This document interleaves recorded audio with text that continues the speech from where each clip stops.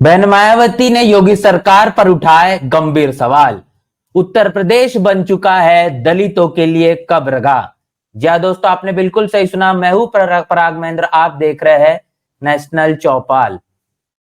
उत्तर प्रदेश देश के सबसे बड़े सूबे की जिस तरीके से बात पूरे देश में कही जाती है, योगी आदित्यनाथ की सरकार के वाहवाही देश का मनुवादी जातिवादी मीडिया करते हुए नहीं थकता। लेकिन जब वास्तविकता देखी जाए, जब सच्चाई से रूबरू करने की बात आए, आप देखेंगे कि योगी आदित्यनाथ की सरकार जो उत्तर प्रदेश में चल रही है, दिन प्रतिदिन ऐसा कोई दिन नहीं बीतता जहां पर दलितों को उनको पीटने का, मारने का, उनके ऊपर में होने वाले अन्य अत्याचार और उत्पीड़न की जो खबरें हैं वो कहने की सुर्खियों में नहीं देखी जाती।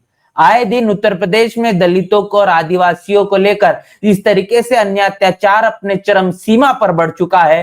पुलिस प्रशासन का काम पूरी तरीके से ठप है। गुंडाराज कहीं न कहीं अब आसमान छू रहा है। योगी आदित्यनाथ की सरकार सिर्फ और सिर्फ तमाशबीन बनी हुई है। ऐसे में फिर एक बार एक बड़ा मसला निकल कर आया है जो उत्तर प्रदेश के अमेठी से है। उत्तर प्रदेश के अमेठी से एक ऐसा मामला जो कि दिल दहला देगा और सोचने समझने के लिए मजबूर कर देगा कि आखिर ये उत्तर प्रदेश की ही तस्वीर है क्या? भारत में ऐसा मुमकिन हो सकता है जहां पर दलित परिवार के घर में घुसकर जिस तरीके से तमाम मासूम 4 लोगों को गोलियों से छलनी कर दिया जाता है, मौत के घाट उतारने का काम किया जाता है। बता दें कि सुनील कुमार दलित समाज से थे और एक शिक्षक की नौकरी के तौर पर वो तैनात थे। इसके साथ उनके तमाम जो परिवार के लोग हैं, उनकी पत्नी, उनके 2 बच्चे, तमाम 4 लोगों को उनके घर में घुसकर गोलियों से छलनी कर दिया जाता है। उनको सरेआम जिस तरीके से पूरी हत्या करने का मामला जो सामने निकल कर आया है, जिसके कारण अब उत्तर प्रदेश और अमेठी के आसपास के क्षेत्रों में भी सनसनी बनी हुई है। इस मसले को लेकर तमाम राजनीतिक पार्टियों के नेता है अपनी अपनी प्रतिक्रिया दे रहे हैं। इसके साथ साथ आपको बता दें कि बहुजन समाज पार्टी के राष्ट्रीय अध्यक्ष बहन मायावती ने भी अपनी बड़ी प्रतिक्रिया दी है। क्या कुछ कहा गया है, सबसे पहले तमाम मसला आपके साथ रूबरू कर दे, उसके बाद इस पूरे के पूरे मामले को लेकर आप आगे चर्चा करेंगे। सबसे पहली प्रतिक्रिया बहन मायावती ने यहाँ पर देते हुए कहा है कि यूपी के अमेठी जिले में एक दलित परिवार के 4 लोगों की एक साथ की गई निर्मम हत्या की घटना अति दुखद व चिंताजनक। सरकार दोषियों व वहां के पुलिसकर्मियों के खिलाफ भी सख्त कदम उठाए ताकि अपराधी बेखौफ न रहे। यहां पर बड़ा सवाल बहन मायावती ने उठाया है कि जिस तरीके से जो मामला निकल कर आया है, जिसको लेकर अब लगातार प्रतिक्रिया है, सनसनी बनी हुई है, सुर्खियां लगातार बरकरार है। जिला अमेठी जहां पर देख दलित परिवार के साथ जो वारदात को अंजाम देने का काम किया जाता है, जहां पर 4 लोगों को एक साथ एक के बाद एक गोलियों से छलनी करने का काम किया जाता है, निर्मम हत्या होती है। और ये जो हत्या है वो कितनी ज्यादा दुखद है इसका अंदाजा नहीं लगाया जा सकता। सरकार जो दोषी है उसके ऊपर में कड़ी कार्रवाई करने के लिए तो तमाम पुलिस को इंतजाम तो करे ही करे, लेकिन उस परिसर में तमाम जो पुलिसकर्मी है जो तैनात कहने की थे और जो कहने की किनकी जिम्मेदारी में वो तमाम इलाका आता है, वो उन तमाम पुलिसकर्मियों पर भी सख्त सख्त कार्रवाई होनी चाहिए, जिसके कारण उत्तर प्रदेश के तमाम बाकी जिलों में भी, बाकी इलाके में भी, खास तौर पर जहां पर पुलिस प्रशासन कहने की ठप है, उनका जो काम है वो कहने की बरकरार नहीं दिखाई पड़ता, सही तरीके से उचित तरीके से कार्रवाई नहीं होती दिखाई पड़ती। तमाम उन पुलिस कर्मियों के मन मस्तिष्क में भी एक जो खौफ है वो माहौल उनमें निर्माण हो पाए, और जो अपराधी है वो अपराधी भी कहने की इस तरीके के मामले को अंजाम देने के लिए भी सोचने समझने के लिए मजबूर हो। तो ये तमाम प्रतिक्रिया बहन मायावती ने यहाँ पर देने का काम किया है। और इस मसले पर जिस तरीके से बहुजन समाज पार्टी के राष्ट्रीय अध्यक्ष बहन मायावती ने अपनी प्रतिक्रिया दी है, शुरुआती दौर पर बता दें कि अमेठी जिले के बहुजन समाज पार्टी का जो इकाई है वो जिला इकाई भी उस घटना स्थल पर पहुंचकर पूरे मामले का जायजा लेने का काम किया गया है और रिपोर्ट बहन मायावती तक पहुंचाई गई है।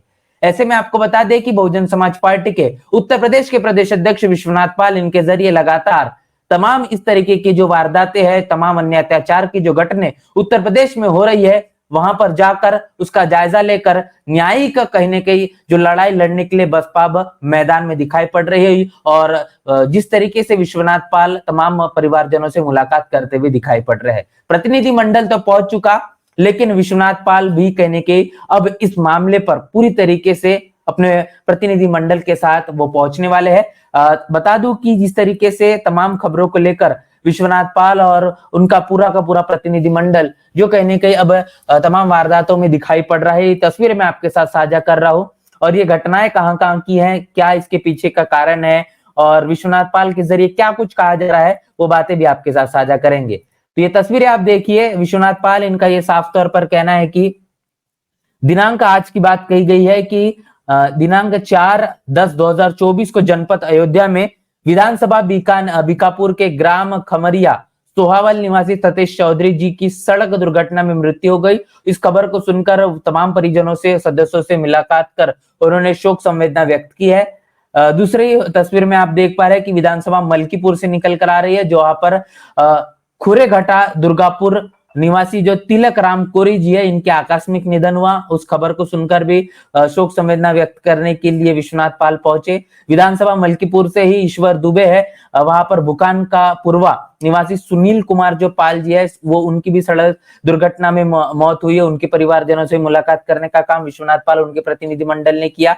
उसके बाद मिल्कीपुर विधानसभा से ढोली अस्करन, ये जो गांव आता है, यहाँ पर विश्राम रावत जी है, इनकी भी आकस्मिक मृत्यु होगी। लगातार मतलब कि विश्वनाथ पाल इन तमाम तरीके की जो घटनाएं उनके विधानसभा, उनके क्षेत्र में, आसपास अयोध्या के जगहों पर हो रही, उत्तर प्रदेश में जहां जहां पर हो रही है, वहां पहुंचकर विश्वनाथ पाल सांत्वना देने का और न्याय के तौर पर लड़ाई लड़ने की बात कर रहे हैं। और जो अपनी संवेदना है, जो बहुजन समाज पार्टी के जरिए वो व्यक्त करने का काम उनके माध्यम से किया जा रहा है। अब ये जो अमेठी से जो खबर निकल कर आई है, जहां पर तमाम दलित परिवार को जिस तरीके से निर्मम हत्या करने का काम किया गया है, बहुजन समाज पार्टी का प्रतिनिधि मंडल, खुद विश्वनाथ पाल वहां पर मौजूद होने वाले, हर परिवार जो परिजन है उनसे भी मुलाकात करने का काम कर रहे हैं। यह तमाम मसला ये कहने के बताता है कि योगी आदित्यनाथ की सरकार किस तरीके से उत्तर प्रदेश में चल रही है। गुंडाराज अपने चरम सीमा पर है, लेकिन योगी आदित्यनाथ तमाम प्रदेशों में जाकर अपने प्रदेश को छोड़कर चुनावी प्रचार करते हुए दिखाई पड़ रहे हैं।